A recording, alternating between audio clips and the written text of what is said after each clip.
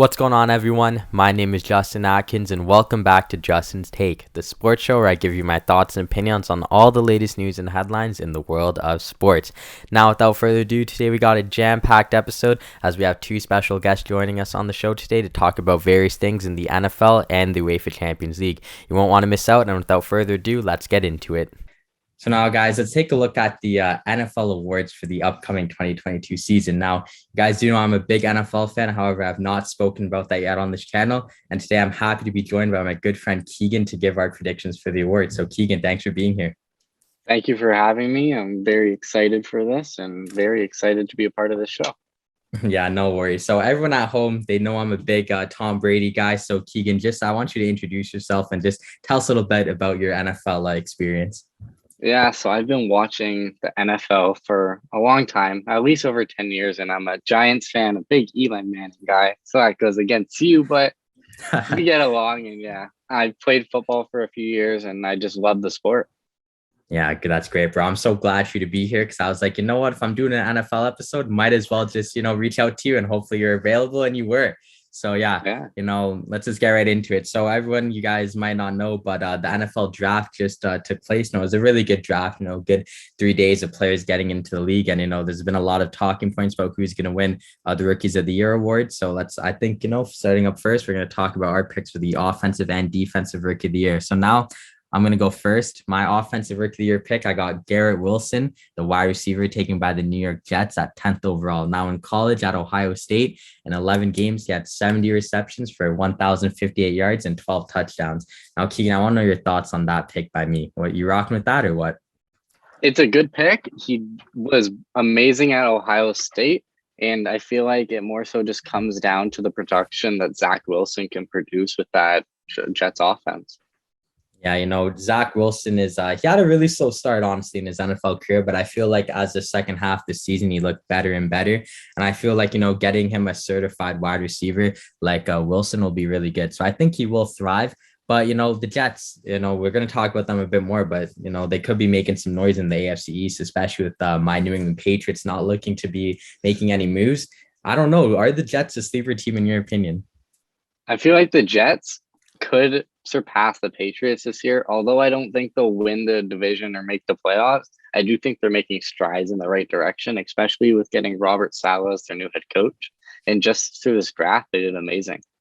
Yeah, no, for real. Like, I really like this pickup of Wilson because, like we just said, I feel like he's going to help what's his name? I was gonna call him Darnold. Zach Wilson. Yeah, I was gonna say he's gonna help Sam Darnold a lot, but Zach Wilson, baby, yeah, he's gonna help Wilson a lot. And I feel like with Robert Saleh being there now, I just feel like this team's heading in the right direction. And as a Patriots fan, it hurts to see because we might actually be the fourth team in the division, and that's just pretty depressing to think about. And who knows, adding to that, there could be a conspiracy about it. It's Zach Wilson to Garrett Wilson, Wilson to Wilson.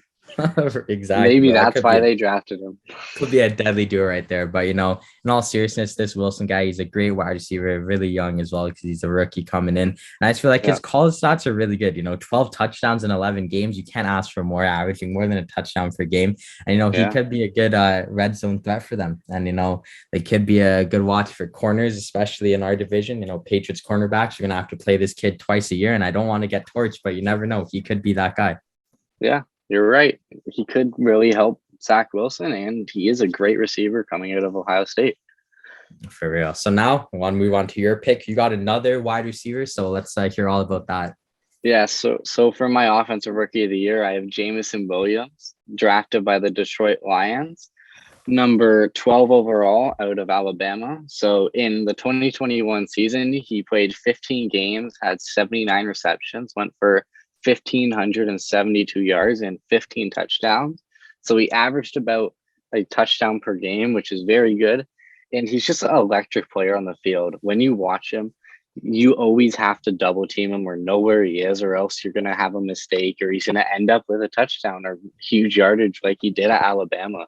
And I just feel like although Jared Goff isn't the greatest quarterback, he's serviceable. And with Amon St. Brown establishing himself later in last year and adding Jameson Williams, it'll really help Jared Goff as well as help Jameson Williams because he won't be the only established receiver in that offense. Yeah, I know I couldn't have said that better myself. I feel like Jared Goff, helping this guy will be really good because we did see Jared Goff make it to the Super Bowl once upon a time. And, I feel like it Yeah. hasn't really looked amazing in Detroit. However, I love this pick. And now his college numbers, I knew he was really good in college, but, when I was making these notes for us, I had no idea his numbers were that good. 1,500 yards, like over 1,500 yards, sorry, like that's insane. And similar to my guy Wilson, he had 15 touchdowns in 15 games, so he's getting you a touchdown a game in college, and that I really hope that could translate to the NFL because sometimes we see guys not really have it good in the NFL. However, this guy, like you said, a very electric player, and this could be an amazing pick for Detroit.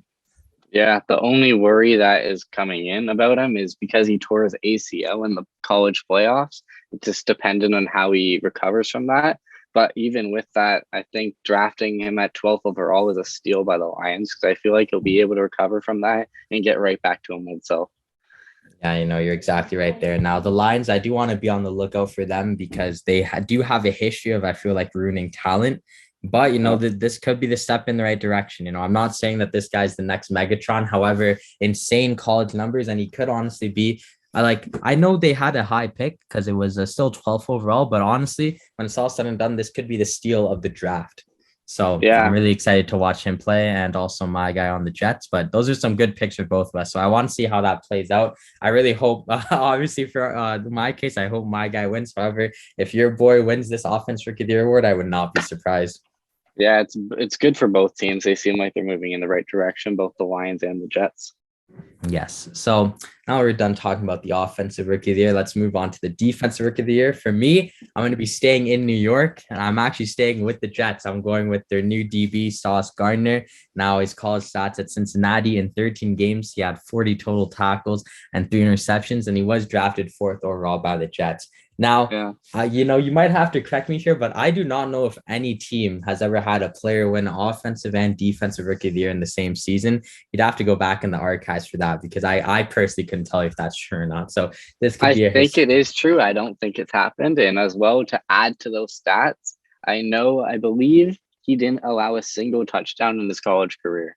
Yeah, that's just insane. Now, you know me, I'm a big fan of the whole DB cornerback position. I love those guys. So when I saw that this guy was there, I was like, wow, this could be like an insane prospect in the NFL. And getting him 4th overall by the Jets, I really love that pick. Now, similar to Garrett Wilson, I'm really liking the pick from the Jets, and I think that this could actually propel them to, sadly go against my Patriots and go ahead of them because this guy could be a lockdown corner. Now, I'm not saying he's going to be the next of, but like he does kind of remind me of a Darrell Revis, if you will, like you just said. Oh, I agree 100%. Yeah, he didn't allow a single touchdown in his college career. And, Darrell Revis was also a similar player like that. You never want to throw it to him. If you threw it to him in that direction, especially in the end zone, you probably would get picked off or the pass would be deflected. So I'm definitely sensing some Revis vibes. And you know me, I love Darrell Revis. So I feel like Sauce Gardner might be one of my favorite players going forward.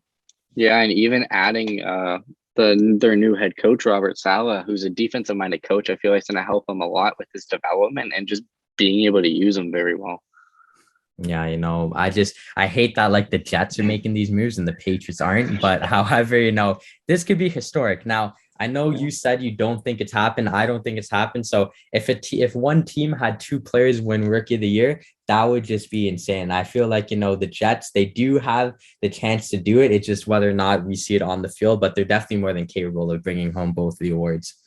Yeah, 100%. They're capable of doing it. So after hearing yours, I guess we'll just get right into my defensive rookie of the year. I have Kayvon Thibodeau, drafted by my New York Football Giants, 5th overall. And his last season at Oregon in 2021, he played 10 games, had 7 sacks, 12 tackles for losses, and the unanimous All-American award. And he's just an incredible player. Although he was drafted 5th overall, throughout the season, he had rumors of him going number 1. So I just feel like the Giants drafting him at 5 is an insane steal. He's very high potential, but as well, he's very productive and already able to produce at a high level. Yeah, this guy, he looks like a freak. And, I'm happy you're able to come on the show today because when it comes to college football, I'm not too knowledgeable. So with this guy coming in, I didn't really know much about him.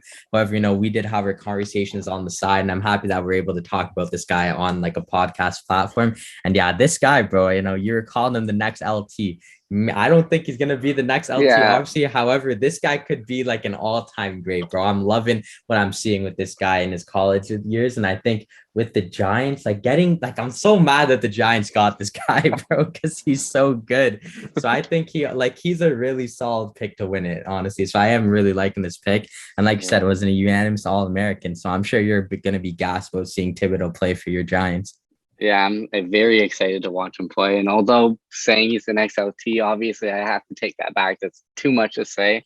But yeah, 100% he can be an incredible player, huge impact. And already like Michael Strahan's mentoring him, which I already think is a huge bonus for him. I just feel like his development's gonna be crazy, and he's just gonna have a huge impact for the Giants. Yeah, I know. I couldn't have said that better myself. Now, the Giants, they did make some more moves, which, we can't get into thoroughly. But, the Giants, man, they could be back. I'm not saying they're back, but, I'm sure you're happy with what your team's looking like. And maybe you're just a few steps away now from actually getting back to being, an elite team in that division. And hey, who knows? You guys might actually win the division for the first time in years, it feels like, eh? Yeah, Daniel Jones doesn't have any more excuses, and I'm very excited with what they did this draft and just excited to watch some September football. Yes, for real. But I think that'll conclude our little mini segment there about the rookies. Now, I do want to talk about now our offensive and defensive players of the year. Now, up first, your offensive player of the year for me and for you, we both are in agreement. No Yes. doubt about it.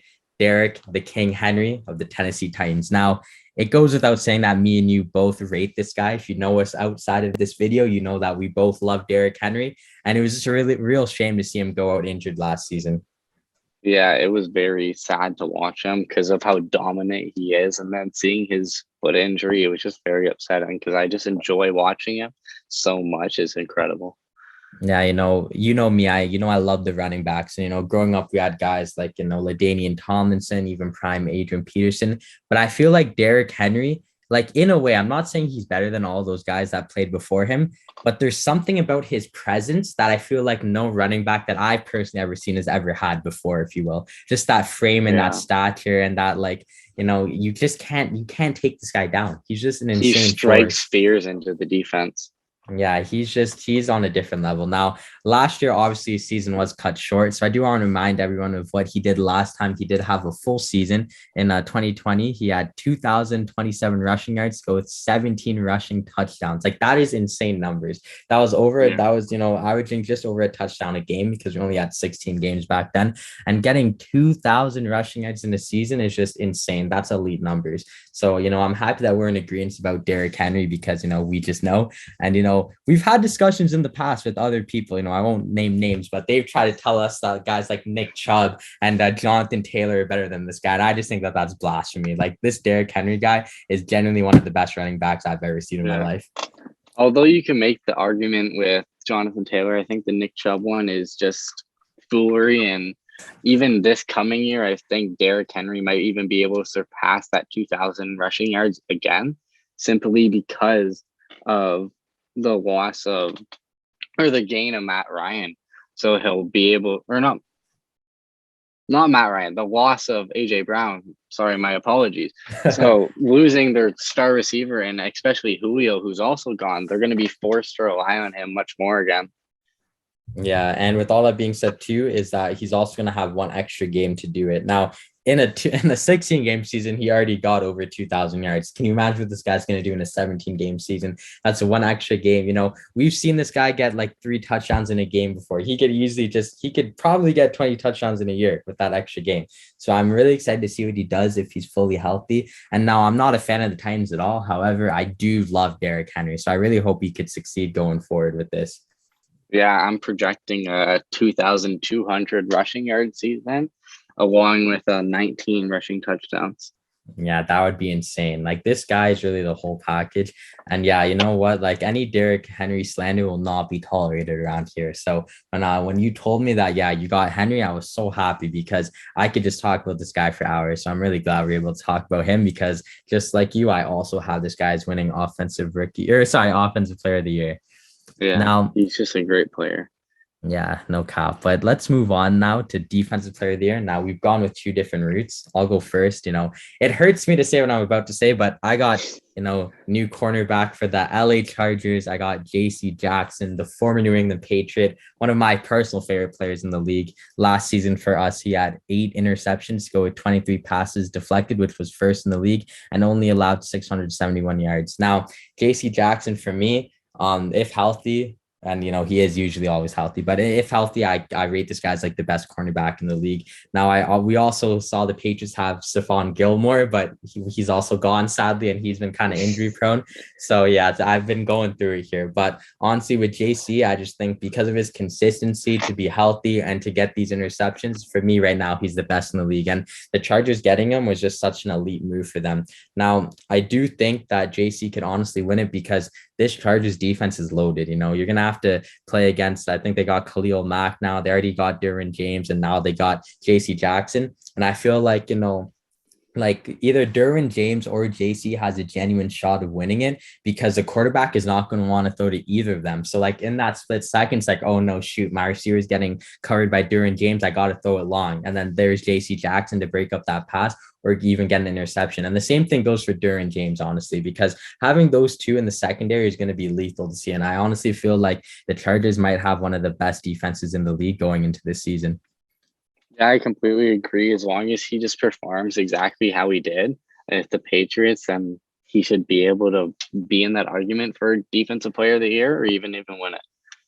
Yeah, I know it's going to hurt me to see him play in LA because, like I said, I've seen my team lose Stephon Gilmore and JC Jackson in back-to-back off seasons, if you will. Or no, it wasn't even an off season. We got rid of Gilmore mid-season and then JC Jackson in that off season. Like I'm just going through it out here. So, I personally, yeah, like I said, I rate this guy as the best center or cornerback, in the league. I like him more than Jair Alexander. I like him more than Jalen Ramsey and Trayvon Diggs. So I really think that in this new defense, I think he could go out there and win it. Yeah, it's definitely possible. I can see it happening as well. But We'll move on into my defensive player of the year. I have reigning defensive player of the year, TJ Watt of the Pittsburgh Steelers, who recorded 22 and a half sacks last year, who was first in the league and tied the all-time sack record. He also forced 5 fumbles. And I just think he's just a generational player. Like he reminds me of guys like Michael Strahan, who just disrupts the defense or the offense and just makes his presence known. Yeah, I really do like TJ Watt. I've seen a lot of him play because, my dad's a Steelers fan. So I did watch a lot of their games.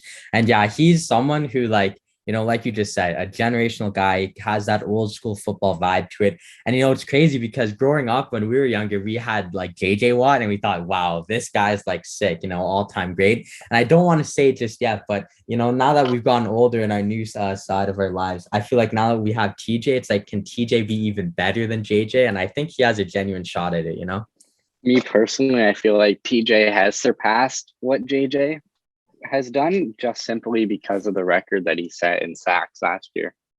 Yeah, that's a great point. And, that's a record that I never thought would be like even touched. We have seen people come close, but I just always remember growing up, like hating Michael Strahan because he had the sack record and, he's a giant. But yeah, like, he could have honestly got it, but they gave him a half sack for his 23rd. So it dropped down to 22 and a half, but still nonetheless, tying that record is just insane. And, I feel like I love Aaron Donald, but I feel like maybe he robbed TJ of a defensive player of the year 2 seasons ago. So there's a genuine argument that he could be back to back already. And he could be going for his 3rd in a row, which would be insane.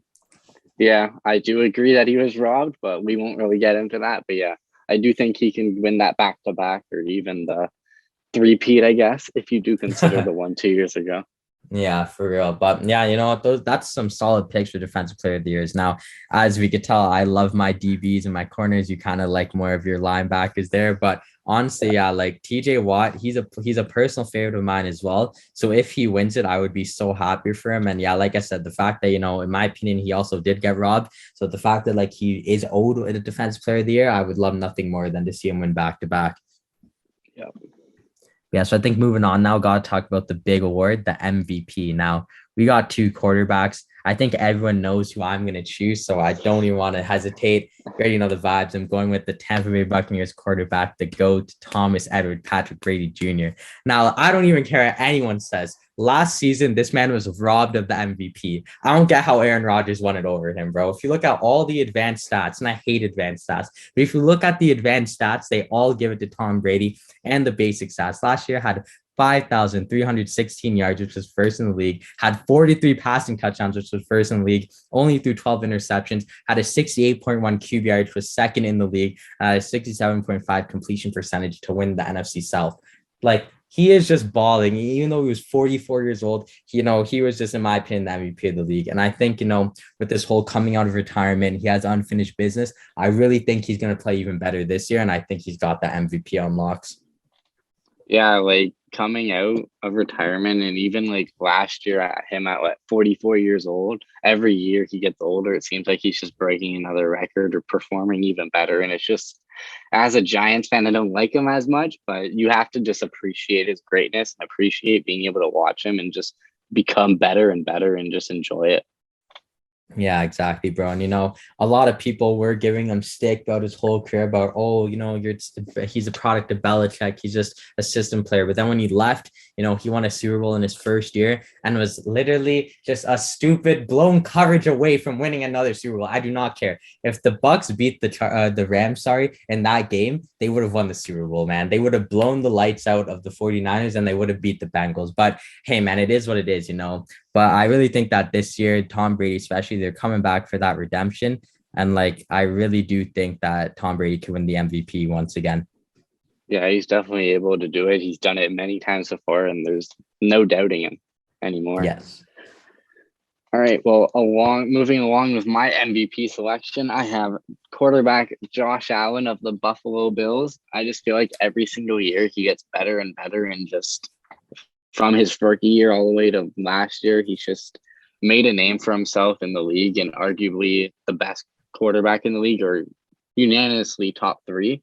And just last year, he threw for just over 4,400 yards, which was eighth in the league, but he also had 36 touchdowns, seventh in the league, 15 interceptions only, and he had a 60.7 QBR and a 63.3% completion percentage.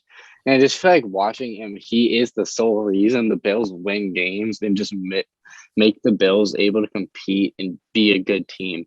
I just feel like he's going to be able to push himself to this next level, especially after losing last year to a coin flip, that he's going to have some unfinished business and just perform out of his mind this coming year.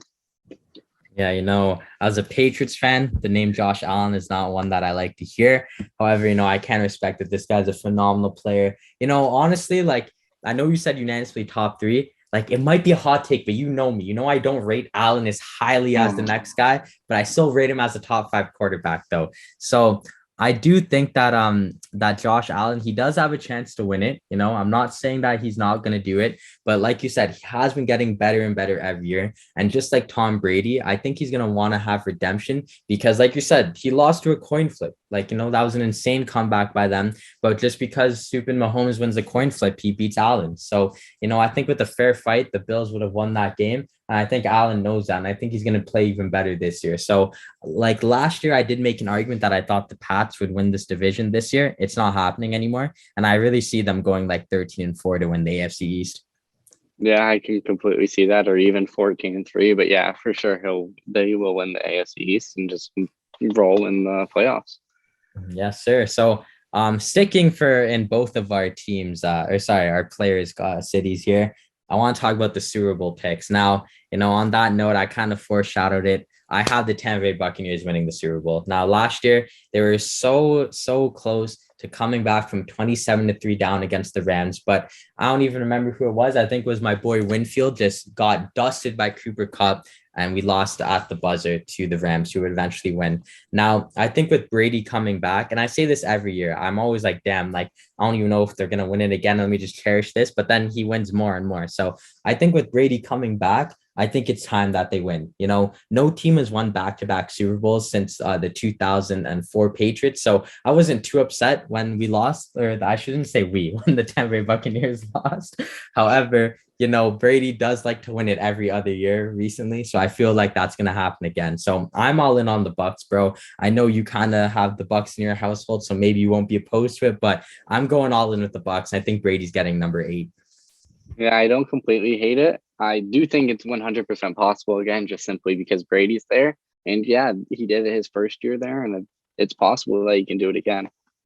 Yeah, and I just think that the motivation, that fire is going to be there. And I think, you know, when it comes to athletes, you know, you look at like the LeBrons, the Messis, the Ronaldos, like people forget that Tom Brady started playing football 22 years ago. You know, it's not like, you know, he's been there since like 2008. And I remember I've had discussions with so many people who don't actually realize that in his first 4 seasons in the league, he won 3 Super Bowls. So it's like this guy's been doing it at the top for genuinely 2 decades. It's not like he started and was, you know, average. He's literally been that guy since he came into the league. So I'm never betting against him. You know, he's my favorite athlete of all time. And I feel like the Bucks in general, you know, with the new head coach, because Todd Bowles is now the head coach, I feel like they're going to have motivation to, you know, get it back. And I think they're going to bring it home. And I think Brady's going to retire with 8.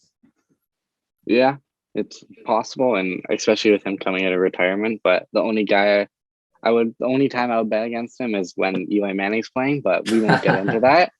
But moving on to my Super Bowl pick, I have the Buffalo Bills, led by Josh Allen, who finished 11-6 last year, won the AFC East, and like we were saying earlier, lost to the Chiefs by a coin flip in the divisional round. But I just feel like I was saying before, Josh Allen has a fire within himself, and he wants that redemption that he had from the Chiefs. And I just feel like him and Diggs are just going to go off, especially with their new additions that they got on defense throughout the draft, that they won't have any excuses. Tre'Davious White's back, and their team's just going to be better than ever. Yeah, you know, this pick by you is not bad at all. I'm pretty sure I'm right in saying that the Vegas odds have they have the Bucks and the Bills at number 1 and 2 for Super Bowl picks. So, you know, not horrible at all. Like I said with Allen, though, I don't want to hear the Bills because I'm a Patriots fan, you know, PTSD. But I do really like what the Bills have done on paper the past really 5 years. You know, they kind of remind me of Liverpool from soccer. They've just been building and building and building until they get it right. And I think, you know, like you just said, they had a really good draft. Now they got Tre'Davious White back. You still got Stephon Diggs. And I feel like Allen, you know, he's in a position where he can actually win the Super Bowl. And it would be crazy considering, you know, Buffalo, they have never won a Super Bowl. They did lose 4 in a row. I think 2 of them to your Giants, ironically. So yeah, you know, this could finally be it for them. And it would be a huge story for sure. Yeah, exactly. You're right. It will be a huge story. I know Bills fans are waiting for it to happen. As like you were saying, they lost 4 in a row, and just seeing the Bills lose last year gave them even more pain. But yeah, it'll be incredible when they win. Yeah, for me, honestly, a Bills and Buccaneers Super Bowl would be so ideal for me because, you know, I hate the Bills. I would love it if Tom Brady beat them once again, but this time in a Super Bowl. And it was never possible before because we were in the same conference, but now it would be possible. I would just love that so much. So I'm not mad with that pick by you at all. Yeah, that will be an incredible game. And I feel like we would have to bet on that game if it were to occur. Yeah, for sure. But anyways, though, Keagan, you know, thanks for pulling up to the podcast. You know, got some good picks in there, nice discussions. But I think that's going to do it for this little segment today. Yeah, I appreciate you having me on. It was a great time talking football. Love doing it anytime. Yeah, no worries, bro. And guys, down below, let us know what you guys think about our picks, or if you guys have any picks of your own, drop them down below. But yes, once again, bro, thank you, Keagan, so much for coming on to the podcast. No problem. Thank you for having me. Have a good night. No worries, bro. So now, guys, I got 2 of my good mates with me here. We're going to talk all about the UEFA Champions League. So yeah, I got Floyd Watts and Ramel Scott to join me here. Thank you for having me again, Justin. Excited to be on. Yeah, no worries. We're happy to have you back. All right, thanks. It's the first time, so I'm excited to see how this goes. Yeah, Ramel, I'm glad that you're finally able to make it. I have asked you a couple times, but the time zones aren't that good for us, but glad to have you guys on. So, we're all big soccer fans here, or football fans for the common viewer. Ramel, I know you're a big Liverpool fan, and your team was in the UEFA Champions League action this past week. Yeah, I mean, it's the third final in 5 years, so clearly Klopp's shown you can get there, and I'm excited for the final. I feel like it's time to get revenge on Real Madrid.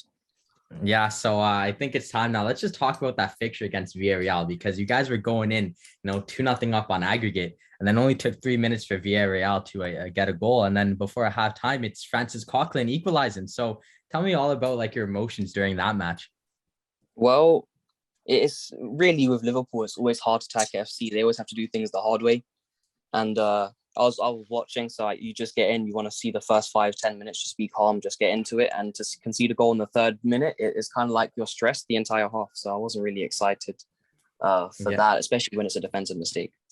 Yeah, it was definitely not the start that I expected from Liverpool, especially going away from home. They were so dominant at Anfield, but then to leave and go to the Yellow Submarine, they really started off sturdy. But yeah, Floyd, were you able to catch that defense mistake from Liverpool?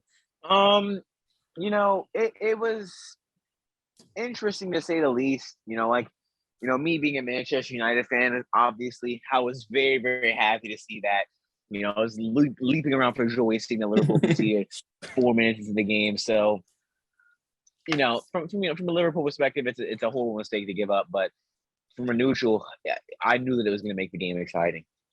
Yeah, and on the brink of halftime, Francis Coquelin was, dunking on Trent Alexander-Arnold. Now, I know Liverpool fans really rate Trent. I've said in the past, especially on this podcast, that he is a liability defensively, and it really showed there. So, Ramel, as a big Trent fan of yourself, what are your thoughts on Trent's howler, if you will? Well, I mean, yeah, like I said, it doesn't give you confidence to go into the game early, and your fullbacks are already doing, childish mistakes, really. Is something you see on a playground. But I feel like that's it's kind of what you get when you play Trent, because then he went up and he created a goal from a cross. So he did cost us a goal, but in the end, if he wasn't there, we also wouldn't have got the goal that we scored. It's kind of like he loses something, but he gains something. I feel like that's how it works for him. Yeah, I know that is a good point to be made, because I'm not the biggest fan of Trent. I think going forward he's world class, but he has the defensive abilities of Ramel Scott, if you do ask me. That's just disrespectful. So I do think that Academy right back.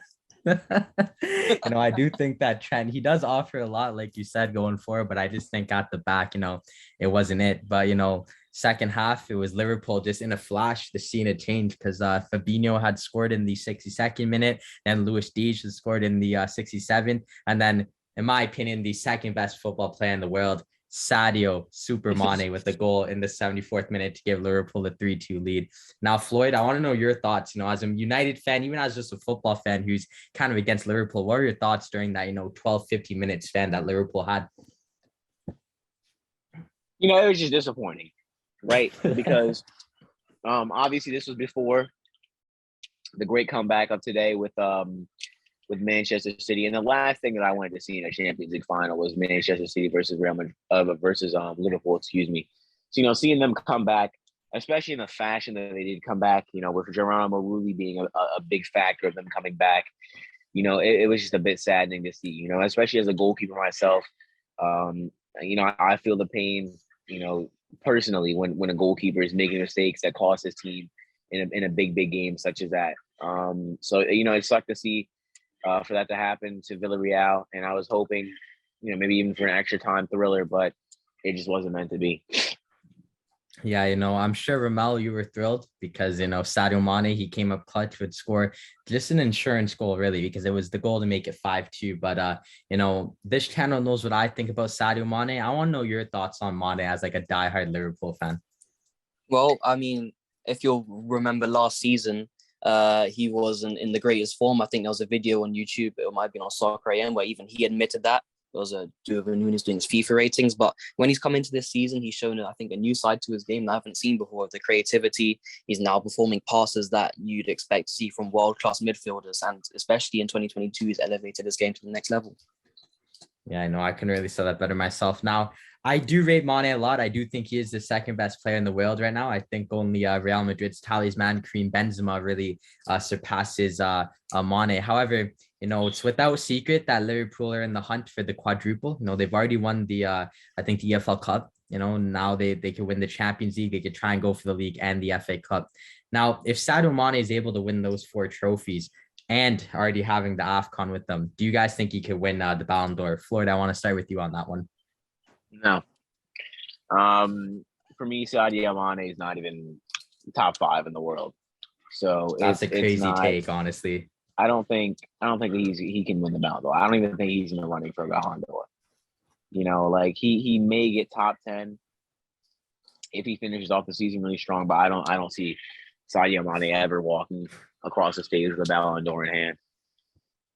That's kind of crazy because, how I look at it, is that, if you look at someone like Jorginho last season, who placed 3rd in the Ballon d'Or, merely for winning trophies, not even for being the best player on the pitch. He was there for winning the Champions League and the Euros, which, is a great achievement. But to me, to say that he doesn't even have a chance after winning 5 trophies, bro, I think that's a bit harsh, No, well, realistically, they're not going to win all 5 trophies. They might win 1 or 2 maximum. I mean, yeah, it'll be interesting to see though. But yeah, Sales, what do you reckon? Do you think Liverpool have a genuine quadruple shout, or do you think it's just a pipe dream? Well, I mean, when you get to this stage where you're in 2 extra finals and you're 1 point off the league, I feel like you have to kind of chase it, because realistically, you might never get to the situation again. In terms of the Champions League, we're against Real Madrid, so that's probably, in terms of mentality, in terms of knowing how to win it, that's probably the harder draw we could have gotten. But we've shown through against Barcelona, through all of our comebacks, that we also are a team with a ridiculous mentality that can win that. And the Premier League, now that Man City are distraught, they'll probably be in a bad mental state going into their game. I feel like it just takes one match for them to drop points for us to chase it. So I think there's honestly something that could happen.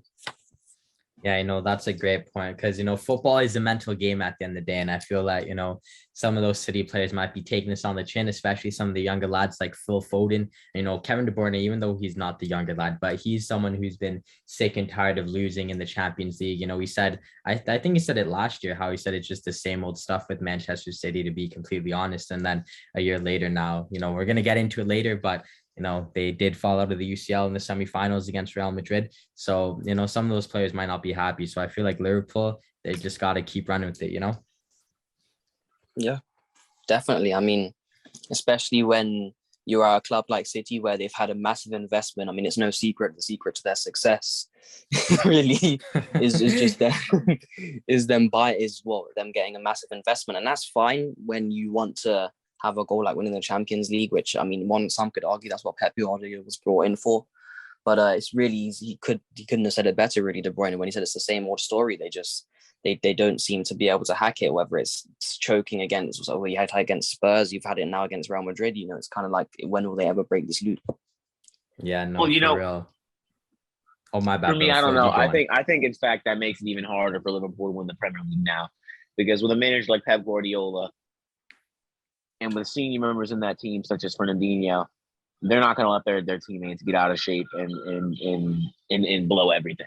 I think that makes it, like I said, that much harder for Liverpool to win the league, because now they're going to be wholeheartedly focused on that. And I just don't see Manchester City dropping any points with the schedule that they have. It's understandable. Yeah, like, it'll definitely be interesting to see how this season unfolds. And I saw a nice little post earlier on the TL. It was like, football, within the next month, Liverpool could go down as the greatest Premier League team of all time, or just a team that won the EFL Cup. So it's like the brutal honesty, but it is true though, because right now we are talking about the quadruple, but in a couple months or a couple weeks, they're just a Community Shield winning team. So it'll definitely be interesting to see what happens with that. But yeah, I did want to talk briefly about Villarreal. Had a really nice UCL run, knocking off Juventus and Bayern München. You got Unai Emery, who has done it in UEFA Europa League. You don't got to tell me or Floyd that. He has had nice success with Spanish clubs. And then, he now has this little run, and he's really just transformed some players. Giovanni Lo Celso specifically, he came from Spurs after struggling at Spurs, and then has now looked like a transformed player under Unai Emery. And yeah, so What are your guys' thoughts on this whole Villarreal team? I'll start with you, Ramel. Well, I mean, going into the game, there were a lot of shouts. I know they'd beaten Bayern, so there were a lot of shouts for it just being an easy game. And I never really sat there and thought we're just going to destroy these guys and it's going to be 5-0 and it's going to be easy. But even then, especially in the second leg, the first leg we controlled. I mean, you come into Anfield, it's never easy. But in the second leg, they really showed, especially in the first half, that when they had their press, we couldn't do anything.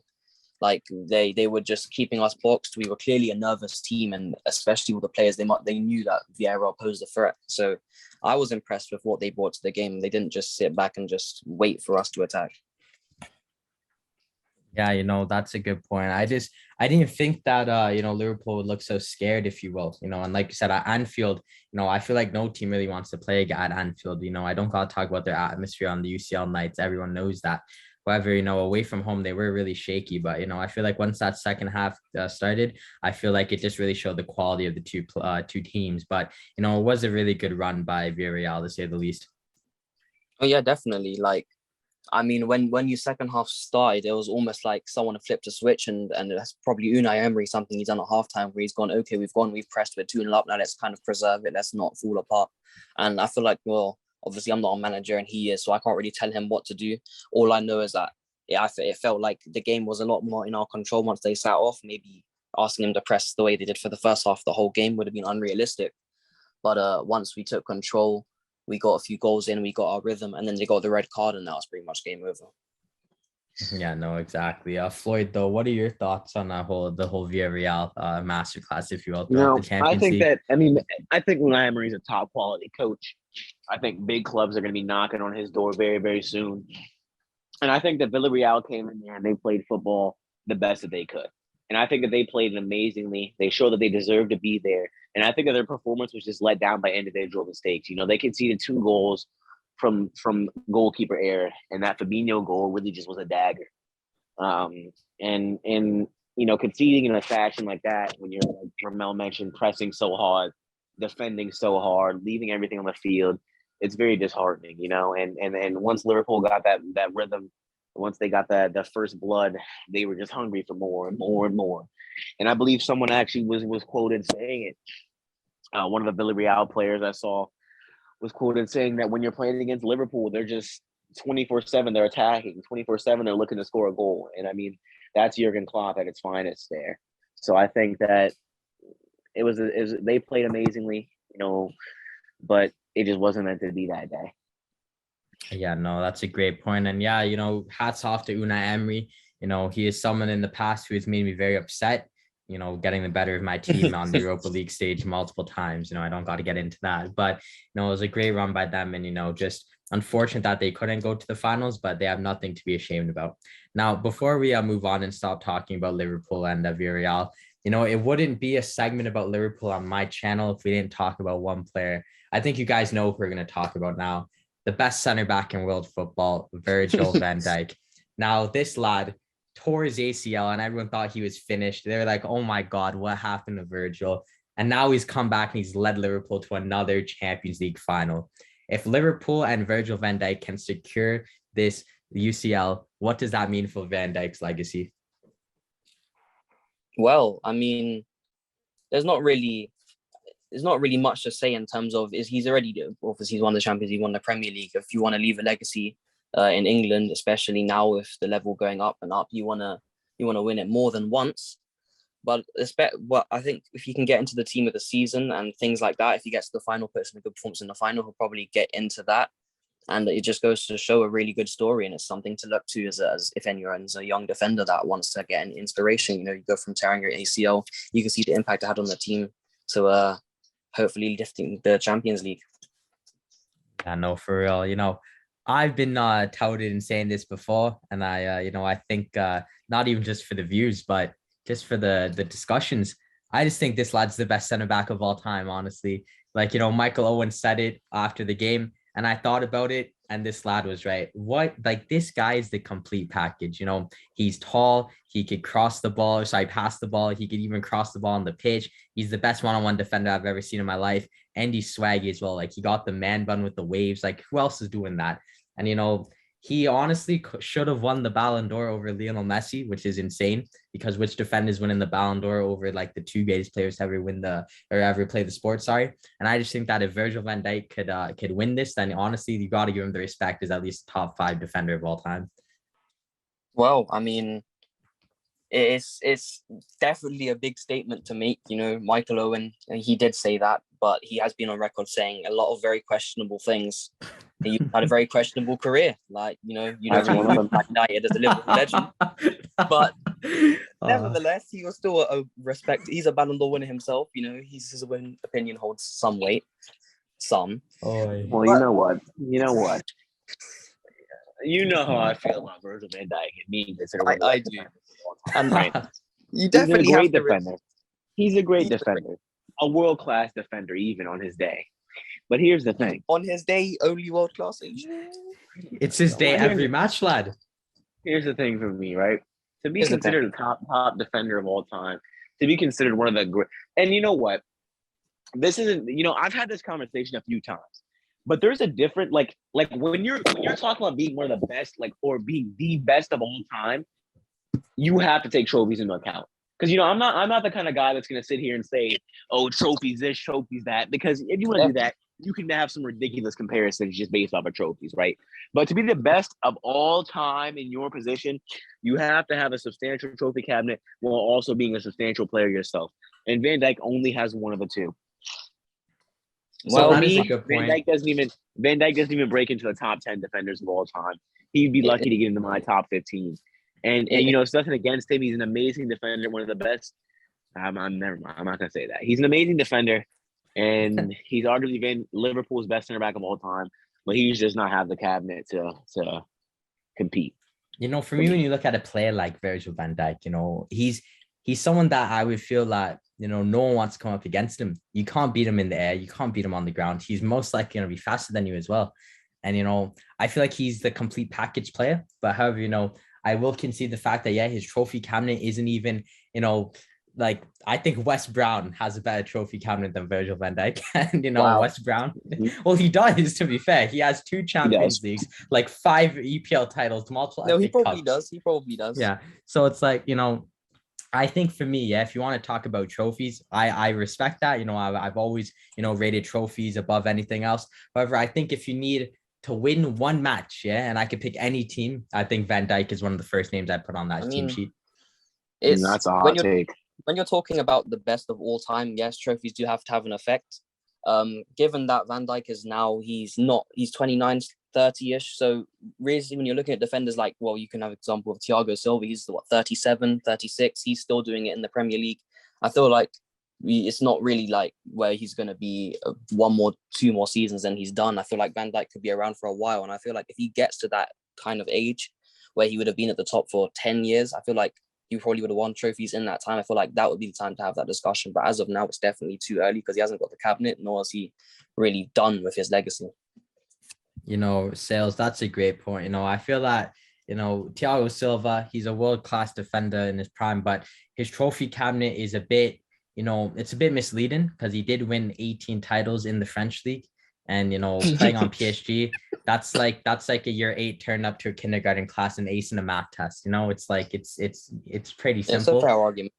But I feel that, since Thiago Silva's done it at Chelsea and, even at Milan, he does have that. But I think Van Dijk, he's going to be sticking around. And I think, like Floyd said, I think he's already the best defender in Liverpool's history. And I think when it's all said and done, hot take, when it's all said and done, I think Virgil van Dijk will be Liverpool's best ever player.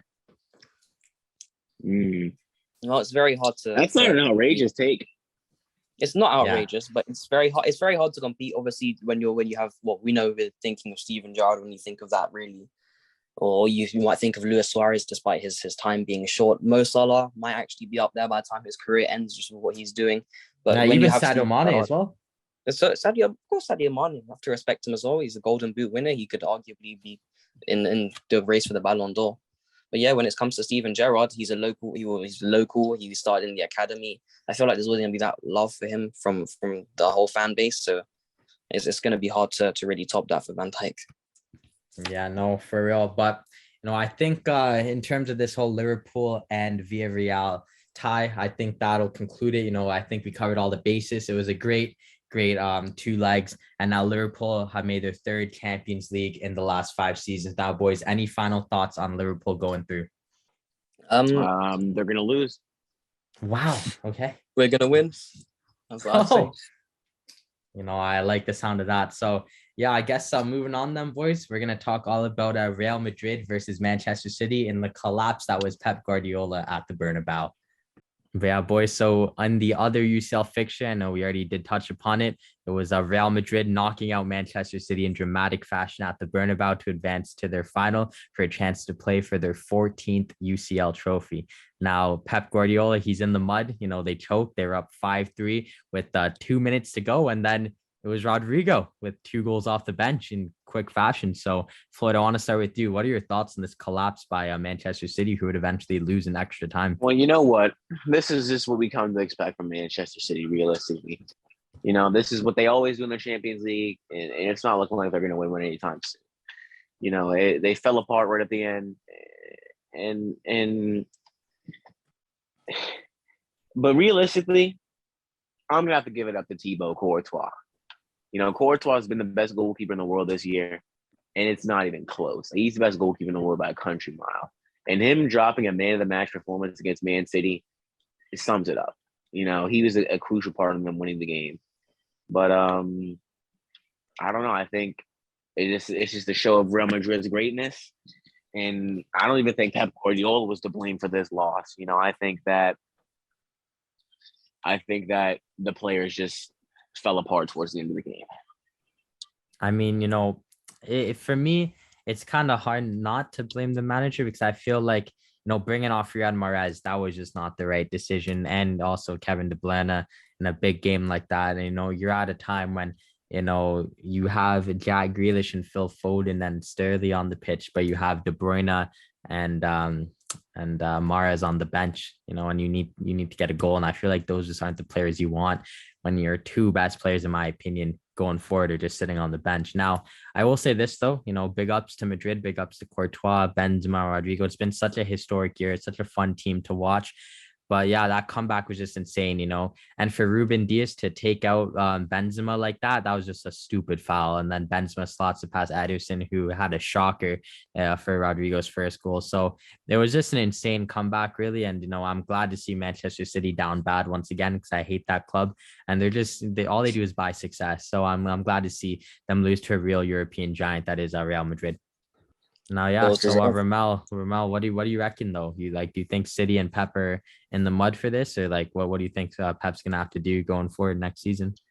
Well, it's the same old story with Manchester City. Really, they'll do well in the league as you'd expect. They'll go into the Champions League and they'll just get dunked on.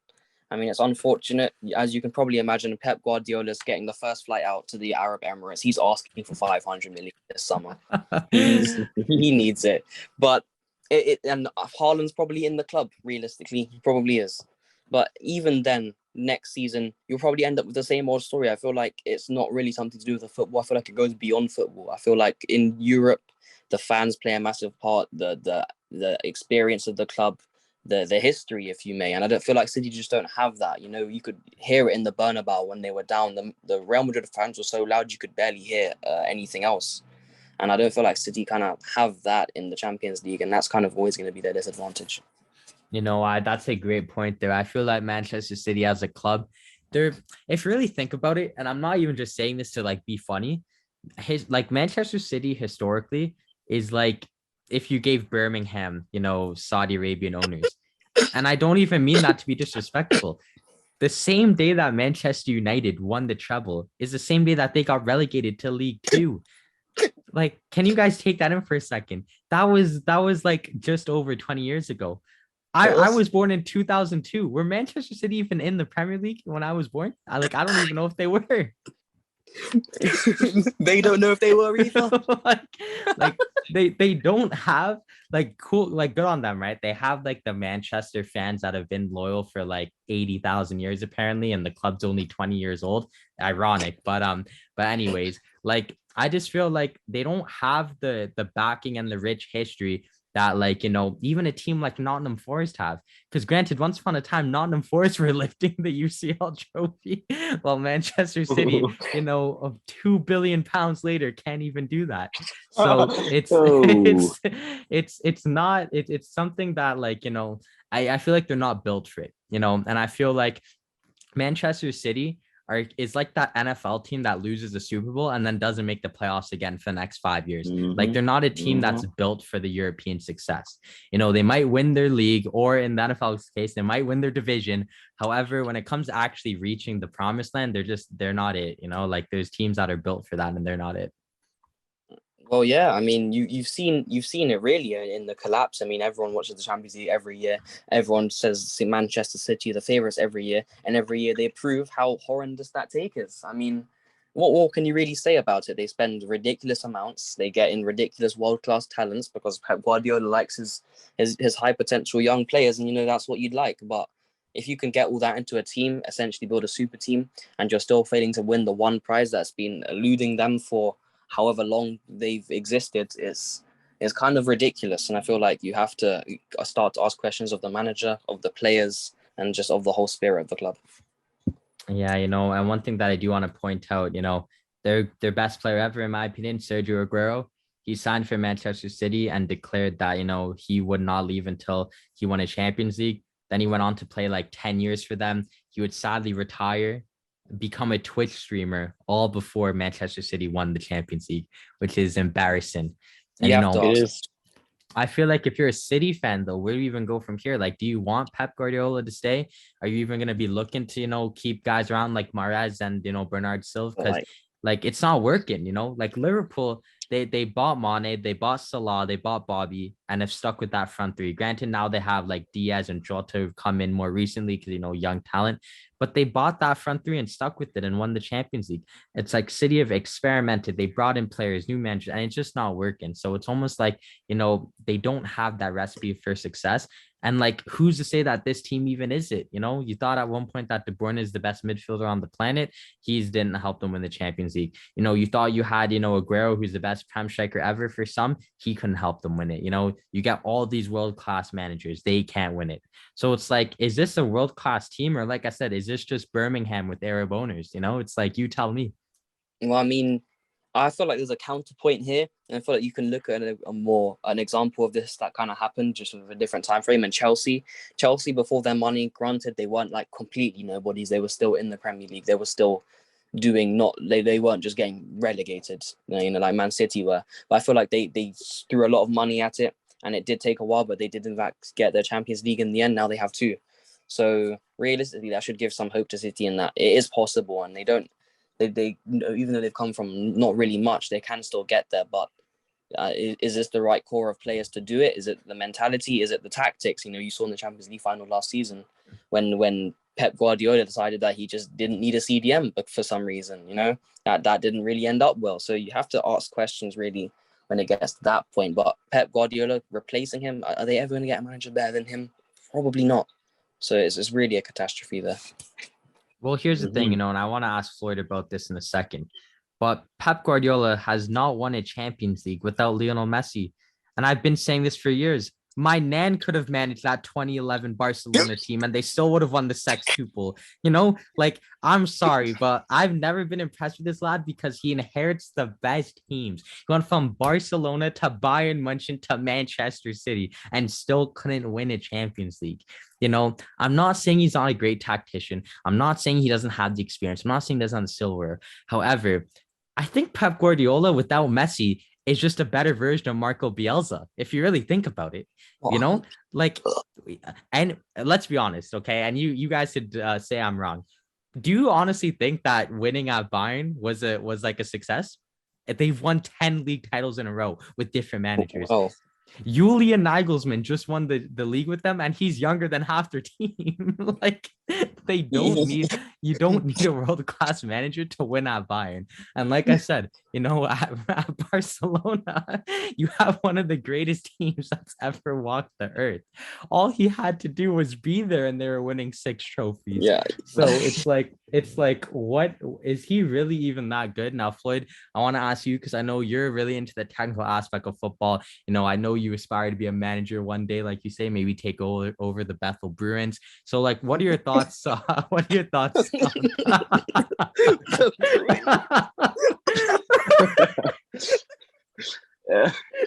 Oh, oh my God, yeah, that had to get put in. But in all seriousness, though, what are your thoughts on Pep Guardiola as a manager going forward? I think he's a great tactician, but not a great manager, right? Well, no, I honestly, I'll say he's both, right? Because even though he's got these great teams, managing a great team it's not as hard as it is to bring a team from the dirt to to the top like Jurgen Klopp has done. But managing a top team also isn't as easy as people like make it out to be. Like people think it's kind of like an ultimate team type beat, like where you can just just put amazing players together and it just works out. And, we can see, especially as Man United fans, that does not work. So I think, give him a little bit of credit for that. He's built his teams really, really well. The $2 billion budget might have helped with that, but I think he's a great tactician at the end of the day. And trophy wise, he'll probably still go down as one of the best managers of all time. Whether or not he really deserves that is up for individual debate, but he will be regarded as one of the best. Yeah, it'll just be interesting to see because, like I said, I don't think like he is gonna get fired. However, if you really think about it, if their goal is to win the UCL and they've tried different managers, right? And Pep Guardiola, granted, he's taken them farthest than anyone else. He got to the finals, but he lost. If he's not going to win this trophy, then I don't see him sticking around, if I'm going to be all honest with you. I feel like, they're going to get the Haaland. They're going to get maybe a few other players. They're getting that nice Argentinian winger who's like our age, I'm pretty sure. Yeah. But like, if he can't get it done in the next 2-3 years, I honestly like don't see him being there for that much longer. I feel like they're going to give him a shot because they're going to get more players in this summer. And I feel like this could be his last chance to do it. Well, he's just signed the extension. So clearly, in terms of him personally, he has plans to stick around. I don't know what he wants to do. Only obviously he'll know that. But he's realistically, he's not just being brought in to win the league because they were winning the league. He inherited a title-winning squad. Like they were winning the league beforehand. That's not what he was brought in to do. It's something that you want to do, and it's going to be a goal. But realistically, the trophy that eludes them, the Champions League, that's what they want to win. And if you're throwing bucket loads of money every season at world-class talents, or world-class players, you have Mahrez was a Player of the Year, De Bruyne Player of the Year in Germany. You're having all these people brought together to assemble a squad.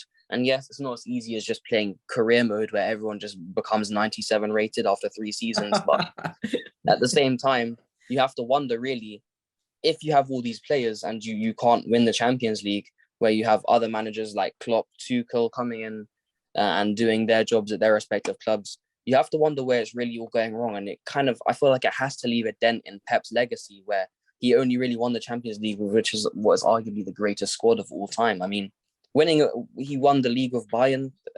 Hansi Flick came in at Bayern and won the treble. That eludes anything. Well, that's better than anything Pep did there. But you don't see him in the GOAT manager debate. It's kind of confusing to me. Yeah, I know, that's a great point.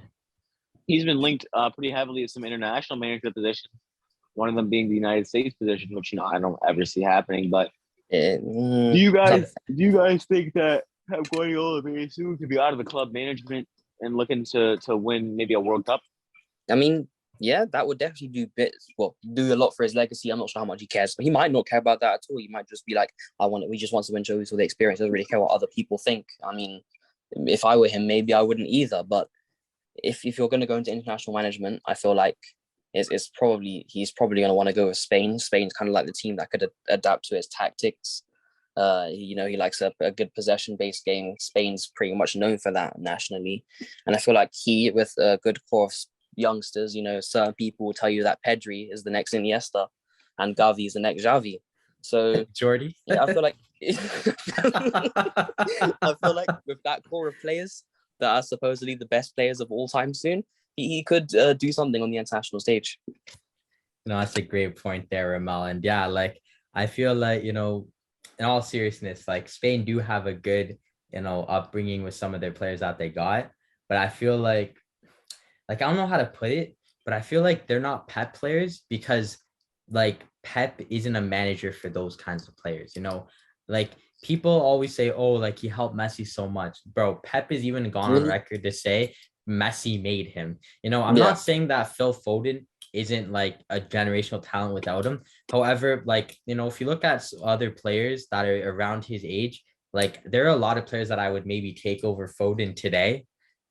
Just because I don't like Manchester City and I don't like how, you know, they're like this big team on paper, but they can't do anything in Europe. It's like, you know, we even saw it today, and we're gonna get into it more when we talk about Madrid. But like, look at Rodrigo Goes. I'm not saying Rodrigo is clear of Foden, like that's not what I'm saying in the slightest. However, that's a big game player on a big game stage for a big team. And I just don't see like, you know, young players like Pedri and Gavi and even Foden. Like, honestly, I don't see those kinds of players reaching their limits and their heights under Pep Guardiola in terms of like European success.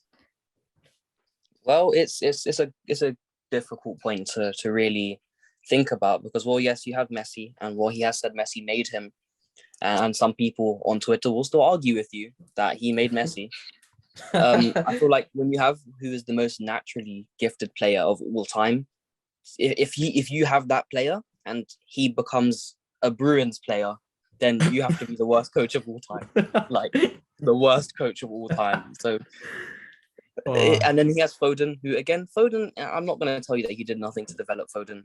I'm not going to say that because that would be ridiculous. But at the same time, again, he's a very technically gifted and naturally gifted player. He's not just some bum off the street that Pep brought and just turned him into a world-class talent. And aside from that, you know, the rest of Man City's academy, who's he really used from the academy? Who's he really brought that kind of wasn't on the world stage and developed? You know, all of his purchases or all of the players that he's had. He's got De Bruyne, who was already world-class. You've got Mahrez, who was already world-class. You've got Sterling, who was already world-class. You've got Walker, who was arguably world-class. You know, the list goes on. You know, what has he really done in a difficult sense? You know, something that's actually a challenge. You know, when you look at someone like Klopp, he takes a player like Mane, who's a good talent, yes, but he's a bit raw. He's not really making headlines like that. He turns him into a Golden Boot winner. He takes Robertson, who was playing at Hull City alongside Harry Maguire, and he turns him into the best left back in the world. I feel like that's really more. You just had to throw in that he played next to Maguire. It wasn't Robertson. Did he not? It wasn't. Back then, Maguire was the better defender. Oh my god! Maybe he was. You couldn't have just said he had Robertson who played at Hull. He had Robertson who played at Hull City next to Harry Maguire. It's like, of course he played next to Maguire left. The point still stands. You know what I mean? No, I get you. And you know, Floyd, I do want to ask you quickly, like, you know, if you're a team, I should say if you're like the technical director of a club, right, and you want to win in Europe, are you even considering Pep Guardiola to take over? Yes. Because Pep Guardiola may not win the Champions League, right? But let's be honest with ourselves, just for 1 second. The Champions League is super nostalgic, you know, a pretty cool trophy to win, right? But from the perspective of a club, would you rather win 1 Champions League and no league titles or 10 league titles and no Champions League? Well, I mean, it really depends on the club because, you know, if you look at Manchester City, they would definitely be taking the latter of the Champions League. But if you look at a team like Manchester United, who, you know, I'm not saying we're the greatest English team in Europe, because I'd probably say it's Liverpool. But, you know, we have 3 Champions League titles, you know, recently hasn't been a European giant. However, you know, historically we are. And I feel like, you know, if you're asking me as a United fan, we haven't won the league for near 10 years. I would rather take the 10 league trophies. However, a Manchester City fan would probably say, yeah, I could go the next 10 years trophyless as long as we win 1 Champions League. So it really depends on what you're looking at, bro. Yeah, I'd agree. Like for Manchester City, I feel like if you ask their fans, you know, they're winning a league title is great and all, but they want to win the Champions League. I mean, where could Pep Guardiola realistically go if you're even considering for a takeover? Like you have clubs like PSG. PSG would much rather win the Champions League than 10 league titles. A league title in there is like a medal at my local primary school football match. You know, no one really cares about this. Same with Bayern Munich. Bayern Munich have won 10 league titles in a row. And, you know, if they hadn't won the Champions League, I don't know if they'd be celebrating. You know, someplace that could be very interesting to see Pep Guardiola is in Italy. With what club, though? With what club? I mean, Allegri's under some pretty he's under some heat at Juventus, and they're not playing that great. Well, here's the thing, though. Yeah, like if he took over Juventus, I'd actually respect him. But if he was in Italy, he would definitely only be looking at Milan or Inter, maybe Naples as well at Napoli. But he'd only be looking to take over the top teams because that's what this guy does. And Yaya's Juventus have a bit of agent money, even said it. Yeah, Yaya's of course they do. But he said it himself, bro. If you put Pep Guardiola on Sunderland, and this was in 2018 when Sunderland were still in the Prem, he was like, if you gave him the Sunderland job, they would still get relegated. And I don't disagree. Like his tactics are very good if you have the best players. But if you gave Pep Guardiola the Bethel Bruins job, they'd still be 2-7-1. So I just don't think that he's this world-class manager. I think he thrives off of having great players to work with. I would agree. Yeah, I mean, let's be honest here. Every manager wants to have great players to work with, and not every manager is afforded that luxury. I feel like with a manager like Pep, when you get him in the job, you know what he's going to do. You're not going to bring Pep into the job and not give him anything but the best. But I feel like maybe there isn't, but maybe we'll see in the future or with up and coming managers or other managers. I feel like if you give them the financial backing Pep has, then they might perform a similar job. They might win the Champions League for you. So you never really know. Well, with him, obviously he's a tactical genius. I can't just sit here and tell you that he's a clown because he isn't. But at the end of the day, with the ultimate goal of Man City, which is to win the Champions League, which they never won before, they get bantered for it all the time. Pep just hasn't delivered. And honestly, it's not really a shame as much as it is embarrassing now. Like when you spend that much money, you have that good of a talent of players, you have that good of a coach. Surely that's the formula for success, or at least you'd think. But clearly, it's been proven otherwise. Yeah, no, for real. So I just want to get Floyd, your final thoughts on Man City, because I do not want to talk about Madrid, but do you have any last words on Pep Guardiola and Manchester City's failure to make it to the Champions League final? I think they got to step it up. If they want to become recognized as one of Europe's elite, they have to win a Champions League, and time is getting thinner and thinner because soon this club is going to need a big rebuild. And honestly, I don't think Pep Guardiola is going to stay around for that. Couldn't have said that better myself. So moving on, I do now want to talk about the winners of the tie. It was great pleasure for me to say this, that Real Madrid have beaten Manchester City and will be advancing to the Champions League final in Paris to take on Liverpool. 2 late goals came from Rodrigo Goes, and then in extra time, it was Karim the Dream Benzema scoring the goal to give Real Madrid the lead in front of their home fans. Now, boys, I know, in my opinion, the Ballon d'Or right now, unless, like we mentioned earlier, Sadio Mane does it, I just think right now the Ballon d'Or is a lock for Karim the Dream Benzema. Another clutch goal. And, they've already won the league, and Benzema has been their best player by far this season. Now he has a chance to win a Champions League without Cristiano Ronaldo. So what does this tie mean to Benzema for you guys coming up in the final? It's a big one. Well, for Benzema, really, it's always been a criticism. Well, when you're playing on a team with Ronaldo, it's a blessing and a curse.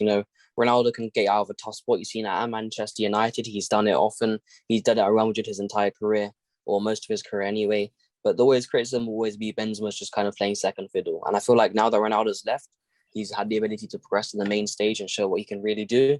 And what he can really do is prove himself as one of the best strikers, arguably, of all time. I mean, when you're looking at other people, who's really doing what he's doing and at that age? And I feel like if he puts in that big performance in the final, I feel like the Ballon d'Or is pretty much his. Like, even if he doesn't put in the biggest performance in the final, even if they don't win, you can't just ignore all the things he's done this season. And for him, it will be winning the trophy and probably to secure the Ballon d'Or no matter what. Yeah, I know that is a great point, Ramel. And I think, I've always been a big fan of Karim Benzema even before I met you guys, back in my days, really, when I was watching football growing up.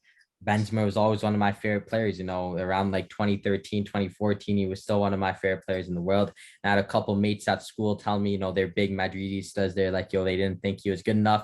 And I was like, he's honestly that guy. Like, he's a cert player. Now, all these years later, he might win a Ballon d'Or, and he should win the Ballon d'Or. So I'm really happy. I'm really proud of him as well to see all the progress that he's made. And, I feel like you said, Ramel, playing with Ronaldo is kind of a curse, and it's a blessing because you're going to win trophies.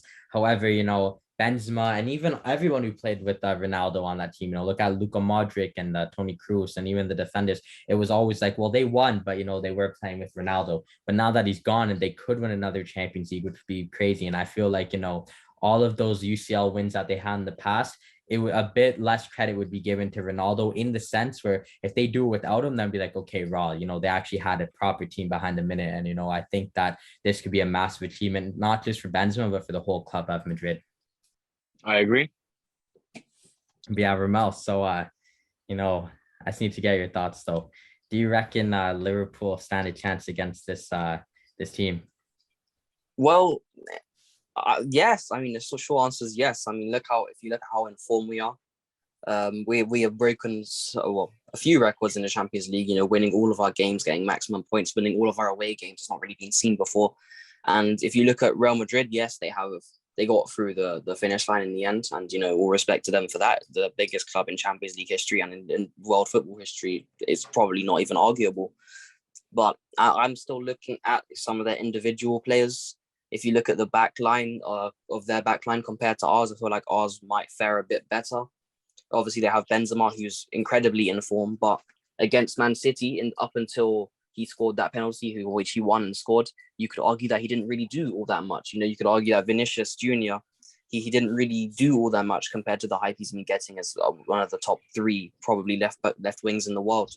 And obviously Rodrigo came in and he saved them. But I'm looking at some of their players and how informed they are, and I'm looking at some of Liverpool's players. Obviously, I support Liverpool, so I'm watching every game and I'm seeing how informed we are. And I really do fancy our chances. Yeah, I think it'll be a great match. Floyd, what are you anticipating though in this Champions League final, this highly anticipated rematch of 2019 between these two clubs? I'm anticipating the same result at the beginning. Maybe not this time because of a goalkeeper area, but I'm anticipating that Real Madrid win again. They've done too much in the Champions League this year. They've overcome too much just to lose to Liverpool. You know what I'm saying? So I don't see them beating them. This is going to be a tough match for Liverpool, a brilliant defensive side under Ancelotti that's not going to give them the space to run behind it. Their forwards they've got the best goalkeeper in the world, one of the best goalkeepers I've ever seen play with my eyes, Thibaut Courtois. And it's going to require a lot of individual brilliance and a lot of magic from the breakdown that defense and score. And I don't know if Liverpool are up for that task. It's going to be their hardest game this season. And defensively, I don't know if they can handle it. You've got Karim Benzema, you've got Vinicius Jr. attacking on the side of one of the weakest defenders in the world. And it's going to be a tough game for Liverpool, and I don't see them walking away with it. It's certainly going to be a tough game. I mean, when any Champions League final, you'd expect to be a tough game, really. And Madrid, obviously, they've overcome probably one of the hardest runs they've had to the final. And obviously, a lot of people are unhappy with our run to the final, with getting into Benfica and Villarreal. I think people are quick to forget the fact that we had what was considered the group of death at the time. And then also the fact that Villarreal did overcome Bayern, who were many people's heavy favourites, because they also seem to be heavy favourites every season. But just going into the final, with Benzema especially, as I said earlier, I personally did feel like after watching the game, Benzema wasn't the biggest threat in the game against Man City. Obviously, he won the penalty in extra time and did convert it. So all credit to him, and he's been ridiculous. But I feel like the matchup with him really, or the matchup most people will be thinking will be him against Van Dijk. And if you analyze really how Van Dijk does against players that play like him, you could have people like Lewandowski and Kane in that bracket, players that aren't particularly they're not going to try and beat you with step overs and pace, but they're going to beat you with positioning. They're going to beat you with strength. They got ridiculous finishing. And you can look at the run in 2018/19 when we played Spurs in the final and Bayern over 2 legs. I feel like Van Dijk and Joel Matip those games both had Kane and Lewandowski. They marshaled them pretty well. So I feel like that could be realistically Benzema this season is better than both of them combined, right? And that's what makes him. It's not arguable, but that's what makes it harder for him to guard, because he's not the kind of player where every time you get the ball, you're going to step to him because he can dribble through your whole team and score. But when he gets that 1 inch of space and in and around the 18, he's going to find the goal. and that makes him that much harder to defend.